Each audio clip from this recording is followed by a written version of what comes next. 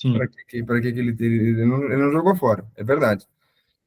Mas, assim, foi mudando um pouco o eixo, assim, acho que, sobretudo no empirismo inglês e o Hume, eles têm essa tendência a jogar a metafísica antiga fora, assim, entendeu? E o Hume, por exemplo, ele faz o ataque mais poderoso que há à causalidade, né? Que você não consegue, que como você, por causa da metafísica do Hume, que é uma metafísica muito, acho que um cientista se daria com muita tranquilidade, que toda a ideia que a gente tem, na verdade, ela é um reflexo de uma impressão sensível, né? Uma impressão que você tem. Então, na verdade, você só consegue lembrar das coisas ou imaginar as coisas, que é decompor o que vem das impressões. Beleza. Só que, se você só tem momentos particulares em que você percebe as coisas, a causalidade ela é complicada, porque ela sempre vai depender de uma indução, e uma indução nunca te dá certeza. Não é porque o Sol nasceu todos os dias anteriores que ele vai nascer amanhã. Sim. Não é porque entra uma luz, e quando entra a luz a pedra esquenta, por exemplo, você pode deduzir necessariamente que a luz esquenta a pedra. Porque isso pode ser só uma correlação espúria, ou pode ser só uma coincidência. Então, Perfeito, perfeito. isso acaba um pouco com o problema da causalidade, porque você não consegue conhecer as coisas a priori, assim, você não consegue entender quais são as reais causas das coisas, e a partir disso ir deduzindo as coisas, entendeu? Porque tudo depende da experiência. Aliás, o Hume foi um cara que tentou fundamentar a geometria empiricamente, que é uma das coisas mais malucas que o empirismo inglês produziu, foi isso. Foi o Hume e depois o John Stuart Mill tentou fazer isso também. E isso, de alguma maneira, deu uma dilapidada boa na metafísica escolástica. Outra coisa foi o próprio Descartes, que tentou deslocar um pouco o eixo da filosofia aristotélica, que tinha muita confiança nas sensações para conhecer o mundo, e a escolástica é uma filosofia aristotélica, e platônica aristotélica, mas bastante aristotélica, e o projeto tomista é muito mais aristotélico, pelo menos eu percebo assim. E o Descartes justamente tentou fundamentar o conhecimento uma coisa que não é sensível do ponto de vista empírico, né? Ela não é uma sensação, assim, ela não é uma sensibilidade, ela é um outro tipo de percepção. Mas E tu isso, não acha que toda essa busca de reduzir o conhecimento só a uma coisa a priori, assim, só o sujeito não causou alguns absurdos, tipo, sei lá, o Wittgenstein, o cara falou um monte de loucura, né, cara? mas o Tentando reduzir Wittgenstein, tudo ao texto, como se tudo fosse mas só as palavras que tu usa para descrever. o Wittgenstein, ele é uma coisa meio ele não é um moderno, né? Esse problema o Wittgenstein está na virada linguística. De alguma maneira, a linguagem teria uma precedência ao pensamento. Ela teria ela que daria a forma do pensamento, entendeu? Não o pensamento que daria a forma da linguagem. Eu acho essa tese muito bizarra. Os Mas caras levaram ao princípio era o verbo muito a sério. talvez eles tenham levado o princípio do verbo muito a sério. E é uma importância nisso. Eu realmente sou uma pessoa que tende a resistir a isso. Eu acho que a gente tem que fazer linguagem como os cartesianos se propuseram a fazer, que existia uma coisa chamada gramática de Port-Royal, grammaire de Port-Royal, que foi justamente a ideia de que a linguagem expressa certas formas do pensamento, e não o contrário. E não a linguagem que dá as formas do pensamento, mas pelo Ah, isso contrário. me lembra um livro muito louco que eu resumi. Eu tenho que te passar. É do Roger Scruton. Não sei se tu conhece esse autor. Não, eu conheço o Roger Scruton, sim, nunca Não li. conhece? Não, conheço, nunca li, mas eu Ah, conheço. tá. Pô, ele tem um livro que ele fala só sobre isso.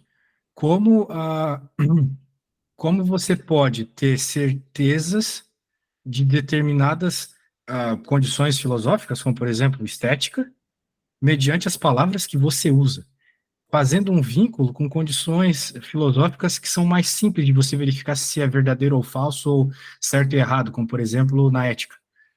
Como era o nome disso? Arte e imaginação. Acho que é imaginação o nome do. Estética você não me pergunta muito, que foi a disciplina que eu mais detestei na universidade.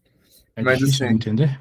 não, eu acho estética meio chata, principalmente porque o pessoal mistura muito estética com filosofia da arte. E aí eu acho chato. Se fosse Ah, estética como Kant fez, estética transcendental, sim. O Roger Scruton fala muito de Kant e a estética transcendental nesse livro.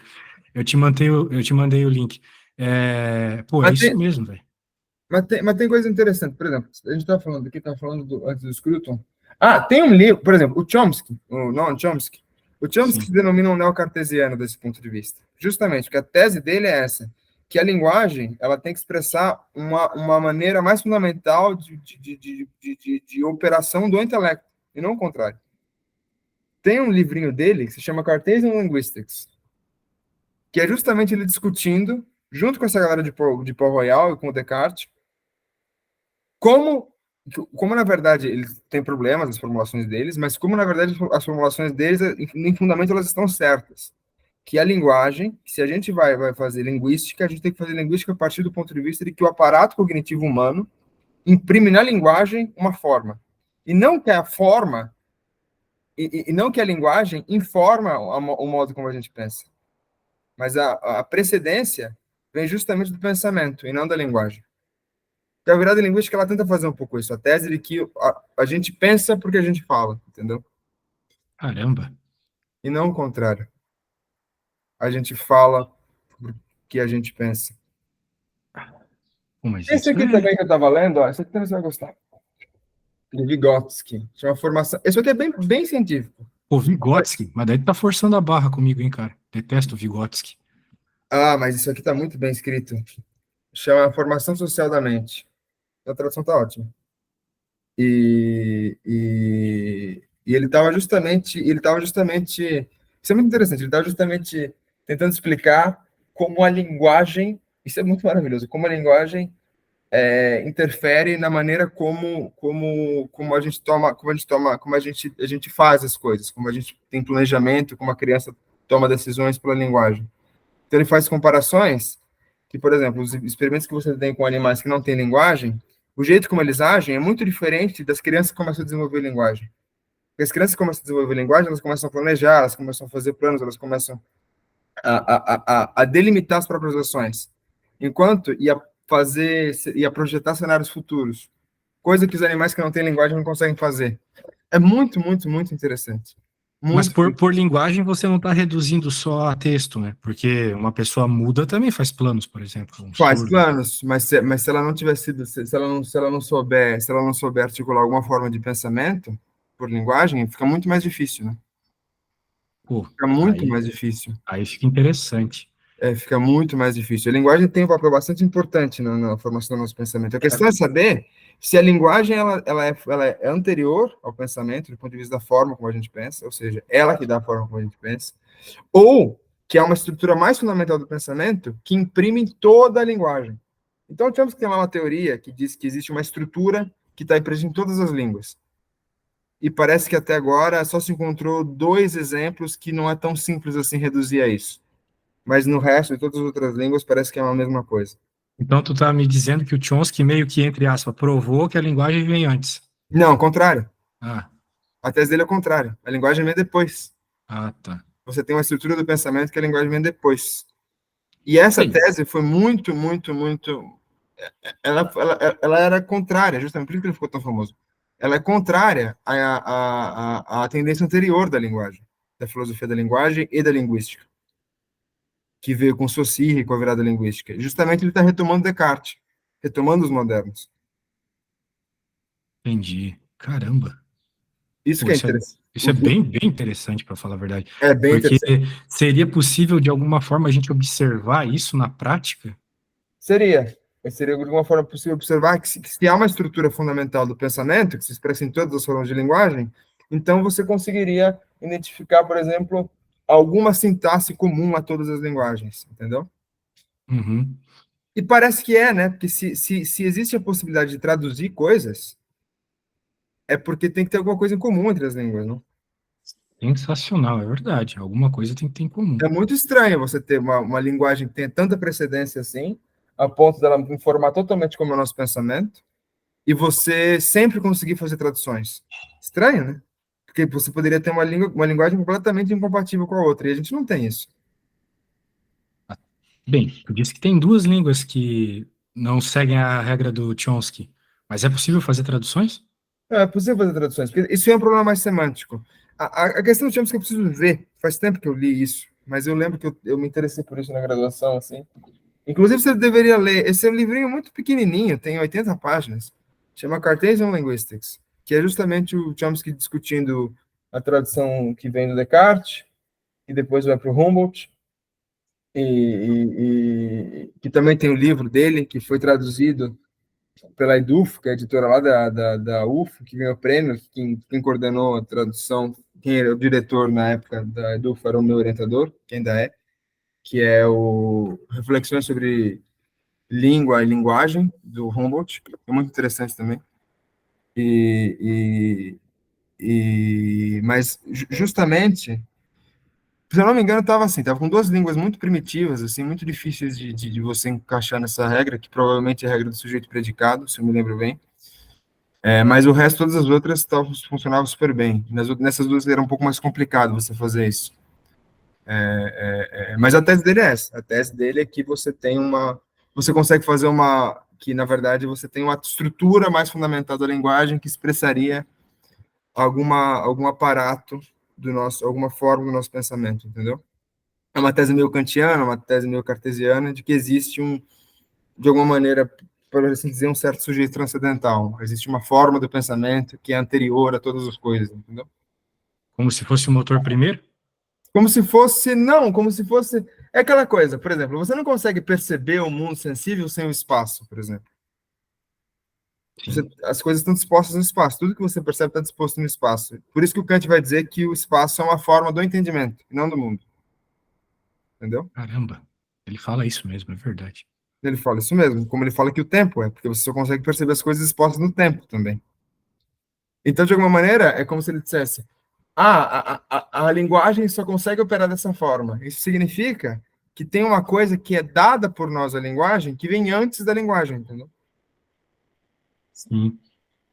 Que é diferente de você dizer não, que a gente pensa de determinada maneira porque a gente tem uma linguagem instituída e isso que dá a maneira como a gente pensa.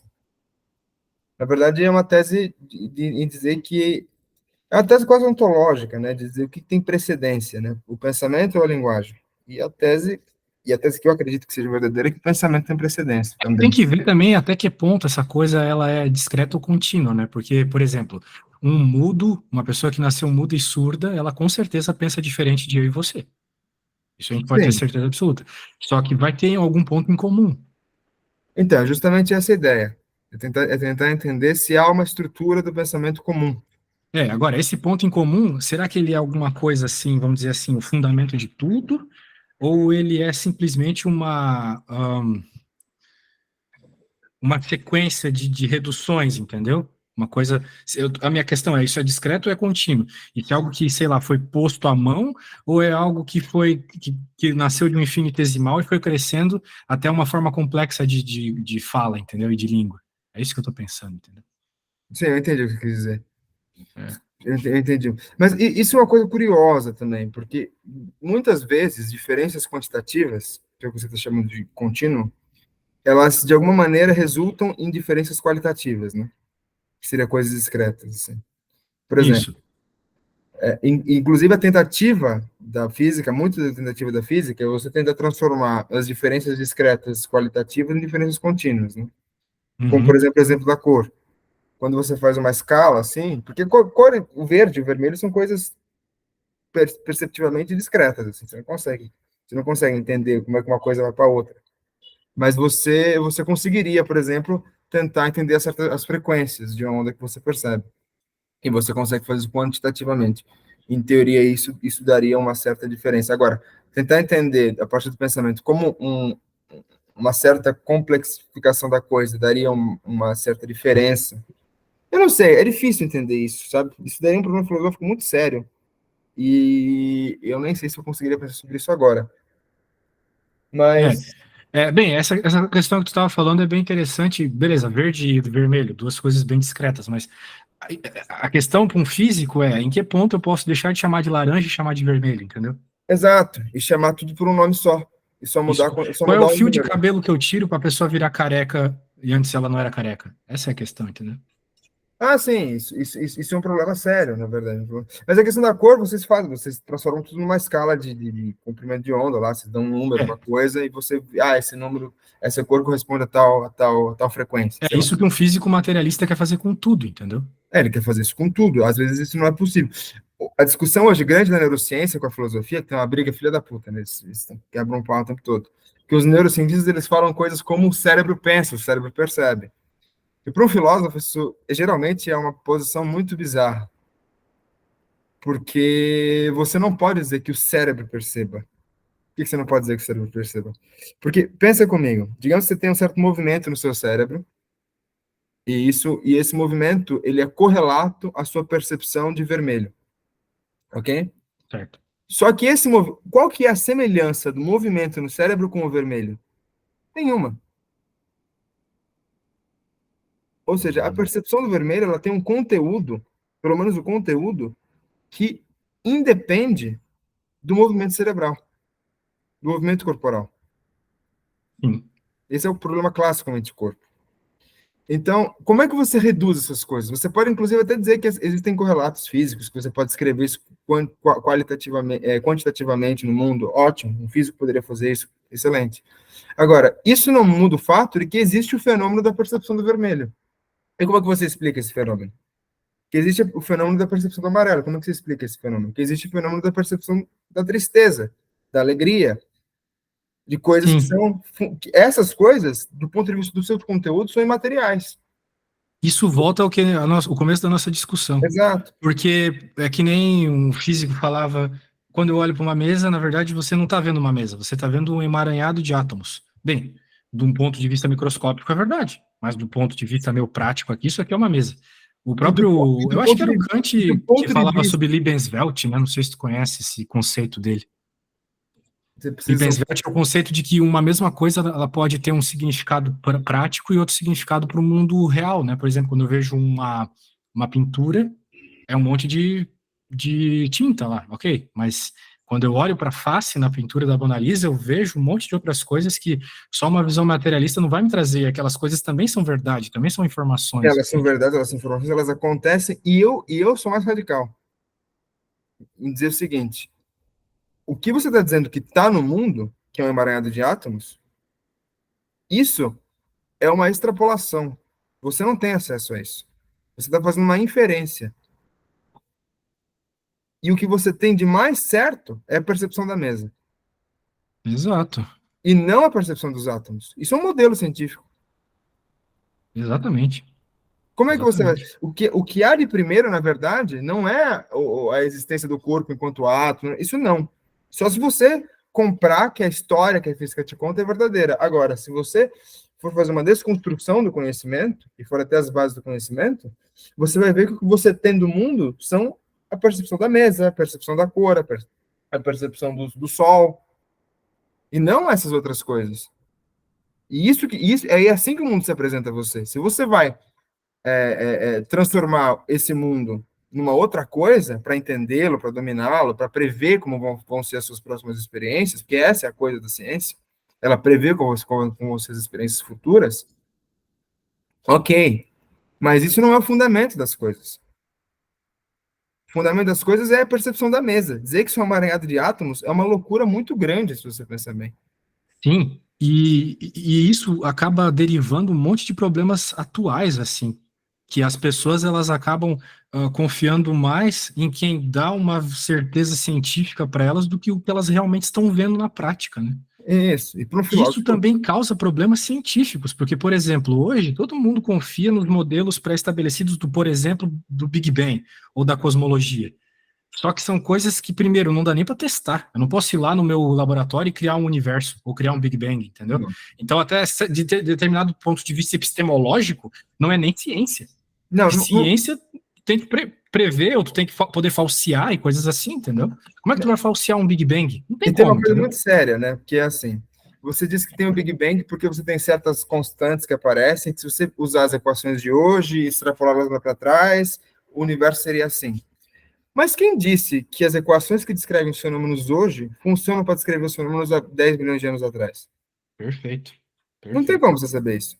Sim. Essa é uma discussão que a gente faz muito no design inteligente, porque, pô, um dos motivos principais, eu acho que eu já falei até para ti, de a gente acreditar que o planeta tem 4,5 bilhões de anos, é o decaimento do carbono 14. Mas quem é que diz que a constante do decaimento, que é até o que a gente ia ver hoje, porque ela é uma constante exponencial, é o tempo de meia-vida, é uma função exponencial, é isso aqui, ó. Ela é um meio de x. Esse um meio aqui é o tal do meia-vida que tu escuta o tempo todo. O carbono tem uma meia-vida específica lá. Quem disse que esse valor era sempre esse valor em todas as épocas do universo, em todas as épocas da Terra, para todas as condições que a Terra já teve, entendeu? Então é uma extrapolação muito pesada que eles fazem mesmo. Sim, sim, eles fazem essa população muito pesada. Engraçado, o que me causa espanto nisso, principalmente nos divulgadores científicos, é que eles são muito os arautos da racionalidade e dizem que eles são, assim, a iluminação do mundo. Só que eles são muito dogmáticos. Eles são Sim, muito dogmáticos. definitivamente. O problema é que eles são muito. A questão é muito engraçado, assim, né? Porque o curso de filosofia, no departamento de filosofia, é um dos poucos lugares na academia que você pode falar que acredita em Deus, que as pessoas não vão te achar mais burra por causa disso. Uhum, É muito engraçado, porque como a gente estuda, geralmente, o fundamento para criar as coisas, a gente percebe que acreditar ou não acreditar em um ente necessário não é exatamente uma questão simples. E não é uma questão de superstição, e não é uma questão. Aliás, muita gente, se você pegar a tradição inteira filosófica, os grandes autores da filosofia eu acho que nem aceitariam, assim, eles acreditavam muito mais certo que a existência de um ente necessário do que a não existência de um ente necessário.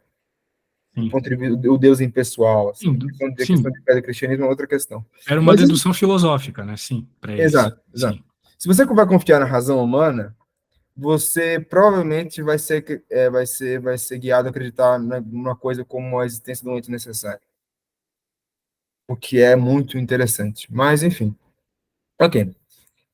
Então, no curso de filosofia é isso, mas você vai no resto dos departamentos, mesmo nos de humanas, de história, sociais, ou no departamento de física, no departamento de química, as pessoas já te olham meio feio, assim. E é muito engraçado, assim, eu acho muito engraçado, porque é como se você fosse muito dogmático para eles a dizer que acredita em Deus. Mas eles não percebem o tão dogmático que eles mesmos são. sim, O tão crenças malucas que eles têm e acham que isso é absolutamente certo, sabe? sim. Ou eles acham que é absolutamente certo que não exista Deus, né? Exato, que é completamente. Não há como provar que não exista Deus. Exato. Aliás, É bem curioso. isso é uma questão assim, simples da definição do que é uma prova. É impossível provar a inexistência de um ente possível. Pois Impossível é. provar a existência de um ente impossível. Você só consegue provar a inexistência de entes impossíveis. Você conseguiria, por exemplo, demonstrar que não existe tal coisa como um triângulo de quatro lados. Sim, Ok? o que eles fazem, o que eu fazia quando era ateu era extrapolar, né? Eu vejo que, ah, eu via, né, que a quantidade de provas da existência de Deus era reduzida mediante o avanço científico. Eu pensava dessa forma. Então, vai ter uma hora que vai ter tanto avanço científico que não vai ter mais porque existe Deus. Era alguma coisa do gênero, entende? É porque a filosofia alemã que se desenvolveu a partir a filosofia alemã até, que se desenvolveu no século XIX, ela tinha muito essa coisa de postular que a gente acreditava em Deus por uma falta nossa, né? Uhum. Aí, isso, por exemplo, é uma delas, né? Acreditar que a gente acreditava em Deus por uma falta de não conhecer as coisas. A gente não conhecia as coisas o suficiente porque a gente acreditava que era Deus. É um jeito possível de entender a coisa, mas assim, do É um ponto de jeito muito simples, mas é o que se passa por uma pessoa que faz uma faculdade de exatas, por exemplo, entende? exato. Ou que faz mesmo uma pessoa que faz faculdade de história. Também.